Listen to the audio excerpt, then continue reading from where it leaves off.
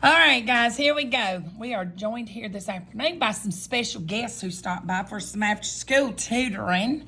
So I decided to do this while we were tutoring instead of tutoring and then doing this. So we're going to see how this goes, and hopefully it will work out and be okay. Hopefully. But if today is anything like it, we might be in trouble. What are you doing? Getting calculators. Oh, you know, I ain't stopping this video. So, and they may have a question here or there, and if they do, I want them to ask. I can't disguise their voices, so you're just going to ask, and just, I won't call you by name, but let's go ahead and jump right on in. And, one of the things we talked about today was making sure that we're reading the questions, because a lot of times you are not answering the question that is being asked. And, we talked, and that there are details and important key ideas and details in math questions, just like there are in English and language arts things. And so I got to figure out how I'm going to do my arm, because I've got my little thing set up and it's kind of wonky. But Jessica spends $5 on a treat every Friday for 8 weeks. The equation below is written to represent the scenario. So there's our equation. So let's just talk about a minute. What have we got right here? We've got, she's spending $5 on a treat every Friday. So she spends $5. If she spends $5, that means that $5 is going to represent a -5. Okay? Then she's doing that every Friday for 8 weeks. And so that 8 is going to be a +8, because that's going to be for 8 weeks. And it wants to know, what does the 40 mean? What is the meaning of the 40? Well, the $5 is this -5 right here is the money she's spending each week. This 8 is the weeks. And so that -40 is going to be, is it the cost of each treat? No, that -40 is not going to be the cost of each treat, because it's already said, we don't know what the cost of each treat is, but if she's spending, it's not going to be the cost of each treat. It's going to be a -40 anyway, and that's a +40, so we know that that's not the answer. That's another way to get rid of it. That's what we call a distractor. She, now has -$40. Well, that's not going to be that one, because we don't know how much she had. We don't know how much money she had. She could have spent $40. She could have had $100 and spent $40 and still have $60, right? Rachel is trying to call me, and I'm not answering. Sit down, at least. I can't see. Oh, let me scoot around. All right, is this better? All right, we're having to reposition. One of the tutorees said it couldn't see. Now, the change in Jessica's money over the 8 weeks, the change in her money over the 8 weeks is -40. And I'm just going to go ahead and tell you, that's the answer. Over that 8 week period, Jessica's amount of money that she has in her possession changed by $40, didn't it? We don't know how much money she had. We don't know how much money she's got now. But what we do know is that she had $40 come out of that money that she has. Therefore, that's the change in her money. Okay? The change in her money. So that is the answer. The number of weeks that she spent money is -40. Well, we know that can't be it, because it told us in the problem that the number of weeks was 8. So that's not going to be it either. So we're just going to mark that one out. So it is, all right, don't erase, use a pen. Fix it with a pen. Do not erase your work. Put your wrong answer back on there with a pencil and get you some sort of pen to make your corrections. Did you get this one right? So you can check them off as you get them, so you know if you've got them right or not. All right. The change in her money. This is how much her money, or the amount of money she had changed. Okay. In a suburb of large cities, in a suburb of large cities, 15 new residents move in each year. So 15 people move in. That's going to be a +15. Of those 15, 3 move away. So that's going to be a -3. After 5 years, which of the following best describes the meaning of the 60? Okay, looking at this problem right here. I want you to look at this. Here's our 15 people that move in.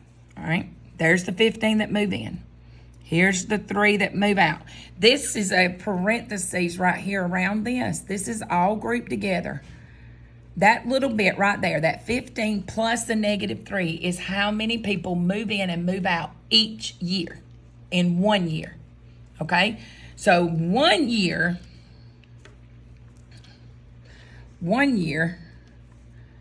is equal to 15 plus a -3. So 15 plus -3 is 1 year. 15 move in, 3 move out.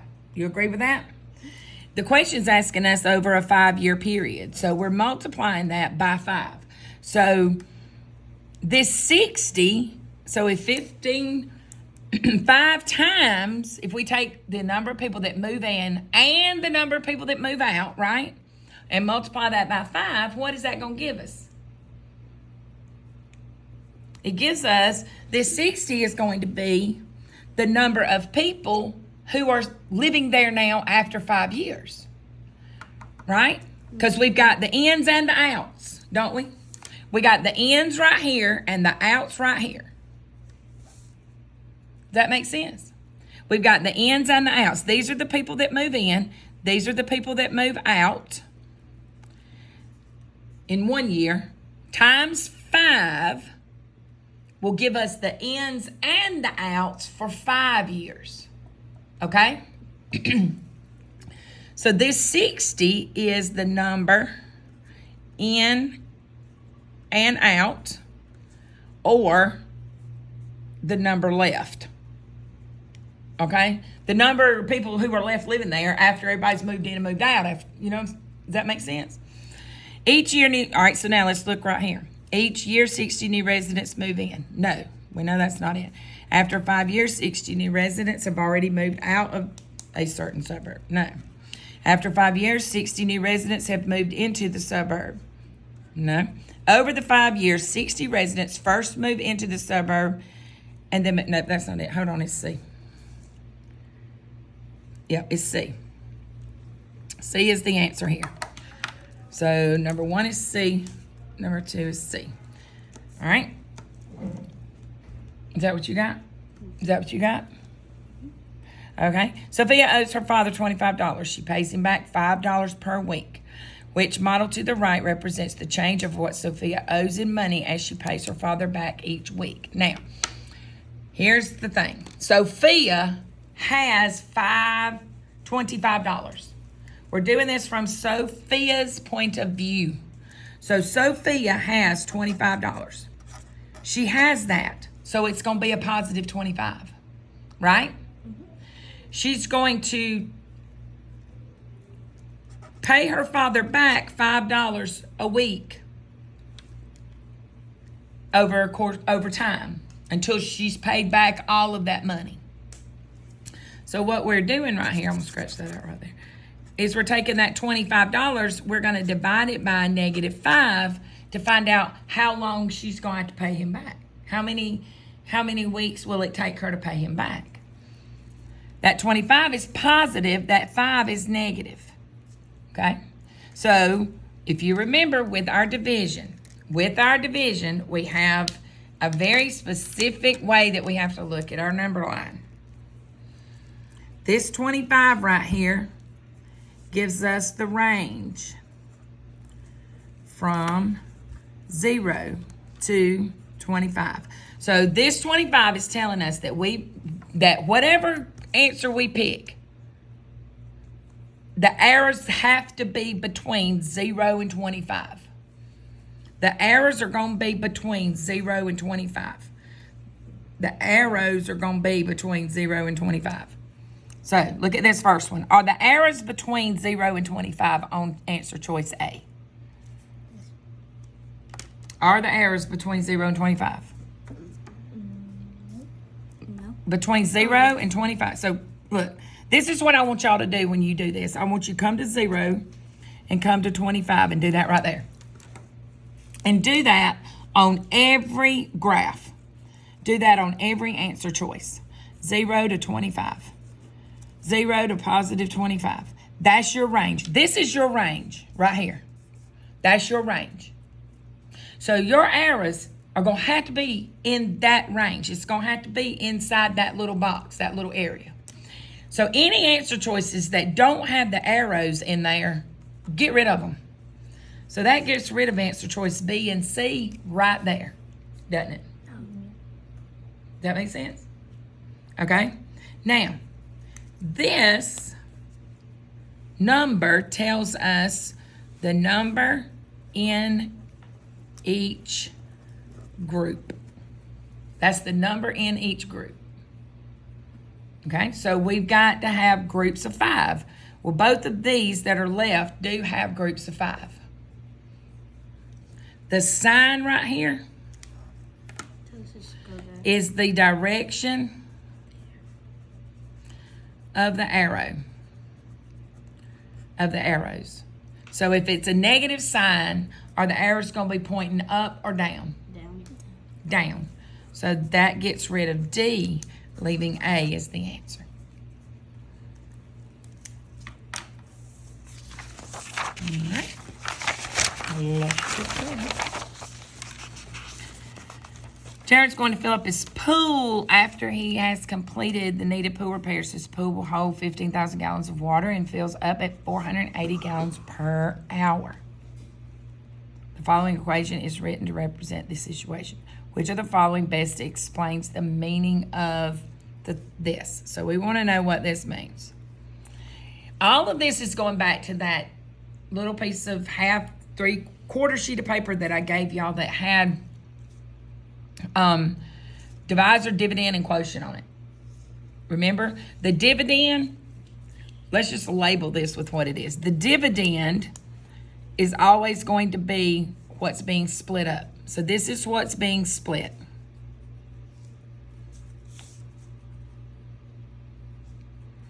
Okay. This 480 is the amount in each group.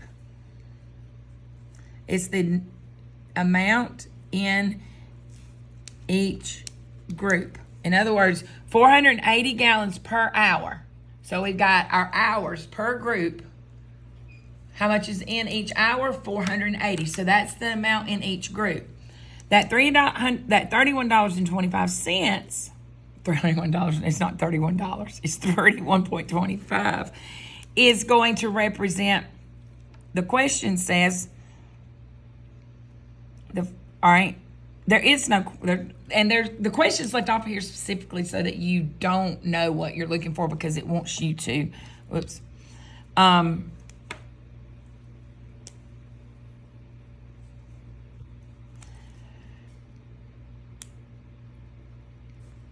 My brain's tired, y'all, and I just had a 15,000 at 480 gallons per hour.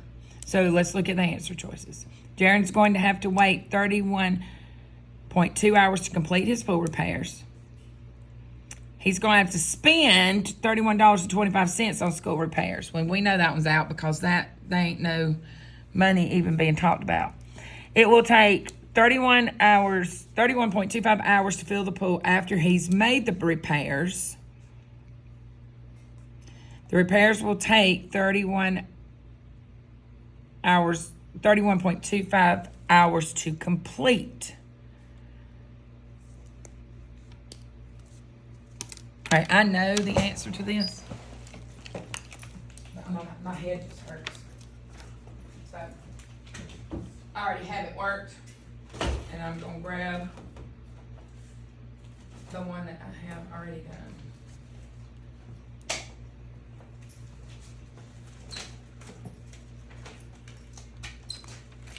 Okay, so I have this worked already, and I just cannot think right now. Y'all know what kind of day it's been today trying to get all these back to y'all, so. If you're not looking at them. So,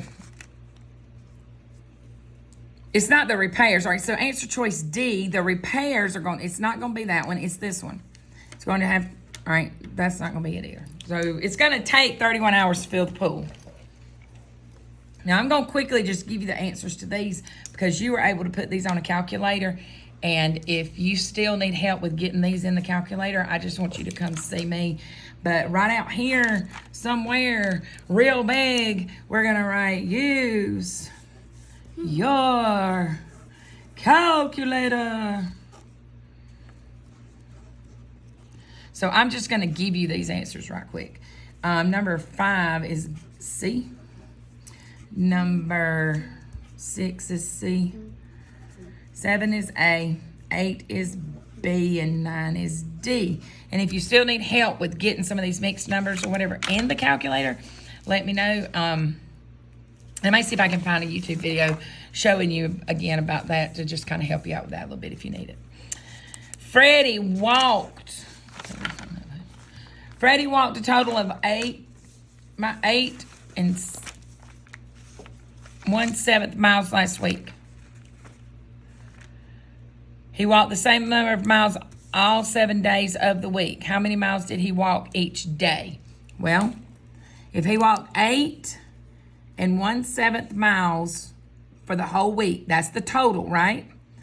We want to know how many he walked all 7 days. So we're going to divide that by 7, and we want to know how many miles he walked each day. We're going to divide that by 7, and we get C, which is 49/57. Is that the right one? I don't know. Did I give you the right one?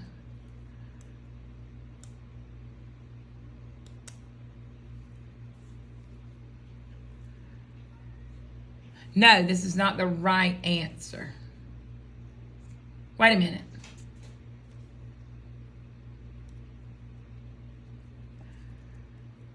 That is not the right answer. Or maybe, hold on, because I got to get another number 10. But put that in the calculator, Jake, because that is not, I can tell you no, that's not the right answer because you didn't put it in the calculator. But let me grab a number 10. I'm pretty sure that my question, does my question match your question? It I matches think, huh? It matches it, but it had. Yeah, that's the right one. That's the right And, number huh? 10. That's the right number 10. That's the right. And answer, it is C. It is C. It comes up to be 49/57, doesn't it? Huh? Yeah, I was right here. Mine was right, so it is C. The answer is C. I think what we ended up doing is just changing out the question because there was an answer choice that was wrong, and I think I fixed it before. Alyssa needs 6.75 yards of fabric to make her Halloween costume. The fabric she chose costs $3.99 per yard. How much will it cost Alyssa to buy the fabric for her Halloween costume? All right, so $6.75 of fabric to make her Halloween costume. Ooh, the fabric she chose costs $3.99 per yard.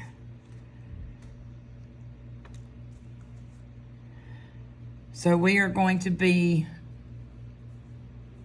multiplying. Multiply 6.75 times $3.99. I got it right here, Jake. I was telling you to do it. 6.75 times 3.99. Yep, 6.75 times $3.99. Because we need this much. It's gonna cost this much for each yard, right? So $3.99. That's gonna equal. Look at my calculator. 26.9325. Now, we've got to round this to make it look like money. There's my money, right?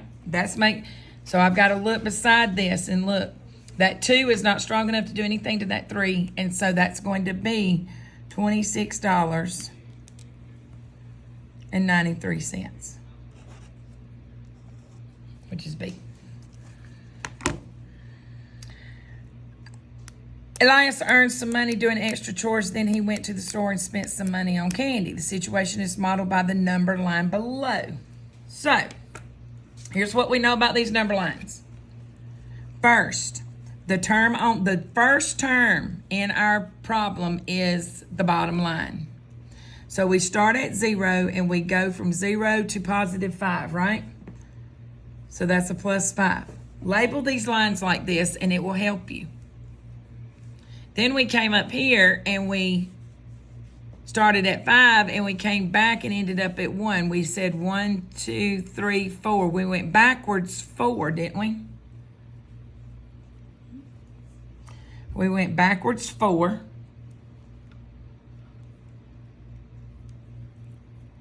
So what we have here is 5. Here's where it gets a little plus a negative 4. But there ain't an answer choice down there that says 5 plus negative 4, is there? Nope. Well, that's because KCO. If you KCO, answer choice A and answer choice D. If we KCO this 5 minus 3, we're going to keep the 5, change that to a plus, make that the opposite. That does not match that, so it can't be.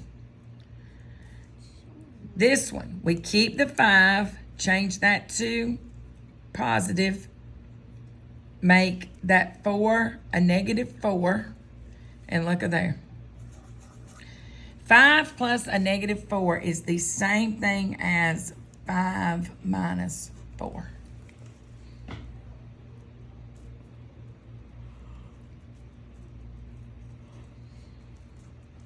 Five plus a negative 4 is the same thing as 5 minus 4. All right. On this one, on number 13. Is your mom trying to get in here? Number 13. We are negative 3.4 plus 3.3 equal plus what equals 0? Well, in order to get to this 0 right here, I first have to know how much that right there is worth. I have to know the value of that. So I'm going to do a negative 3.4 plus 3.3, and I get a negative 0.1. Okay? In order to get a 0 right here, the number that's going to be put right here, this number right here, that number right there is going to need to be the opposite of negative 0.1. It's got to be the opposite of that. So what's it going to have to be? A positive. So the opposite of negative 0 is a positive 0.1. So this is what we're looking for. We're looking for the problem right here that gives me 0.1 as the answer. We're looking for the problem that gives me 0.1 as the answer. So you're going to take your handy dandy calculator, and we're going to do negative 5.6 plus negative 5.5 equals 11. Did you get negative 11.1?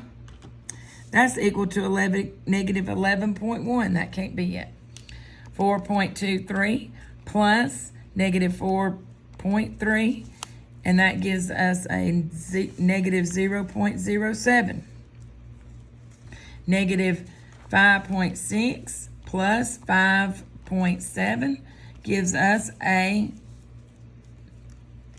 0.03.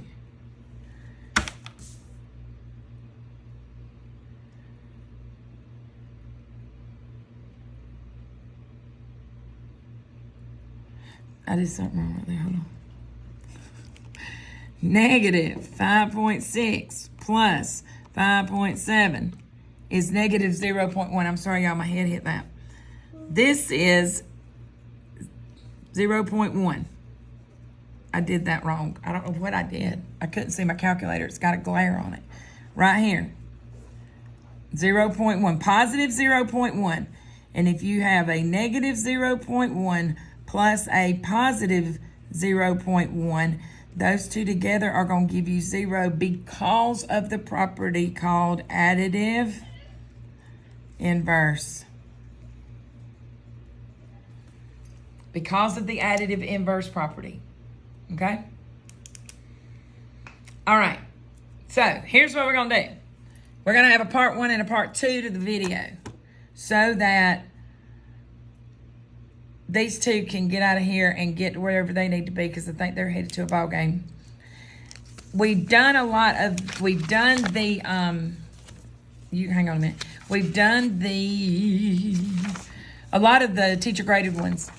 I am going to go over number 20 with you, but I am also going to tell you that somehow, some way, there was a mistake, and so I'm giving you back number 20 on this. So I'll be going back and adding some points back to some of your grades when you go, and I'm just going to put it in the grade book with the points added, and if your grades are already in the grade book, I'll go back and adjust them. But for now, I'm going to give you this one. And so, but I do know that this is one that you're going to want to see in order to, you know, because a lot of the ones on the test tomorrow are going to look like this. So come back for part 2. I'm going to get part 2 going in just a few minutes. I'm going to get these two out the door, and I'm going to take about 5 minutes to breathe, and then I'm going to do part 2.